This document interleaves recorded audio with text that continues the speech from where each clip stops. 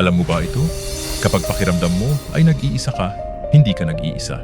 Kapag dumidilim ang gabi, kapag napapalibutan ka ng takot, kapag ang iyong mga luha ay tahimik na bumabasa sa iyong unan, hindi tahimik ang langit. Sinasabi sa awit 71, bersikulo 11, sapagkat iuutos niya sa kanyang mga anghel tungkol sa iyo upang ingatan ka sa lahat ng iyong mga lakad. Isipin mo ito, ang Diyos mismo ang nagbibigay ng utos.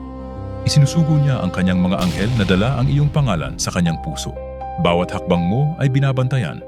Ang proteksyon ay inihahanda bago pa man dumating ang panganib. Maaring hindi mo sila nakikita, ngunit ilang beses na ba na naiwasan ang isang aksidente? Ilang beses na bang nadurog ang iyong puso, ngunit napuno ka ng kapayapaang hindi maipaliwanag? Ilang beses ka nang muntik mahulog, ngunit naligtas ka? Hindi iyon nagkataon lamang. Iyon ay mga kamay na hindi nakikita. Iyon ay mga anghel. Ngunit ang pangakong ito ay hindi para sa lahat. Ito ay para sa mga ginagawang kanlungan ang Diyos. Ang mga kabilang sa Kanya ay nasa ilalim ng Kanyang natatanging proteksyon.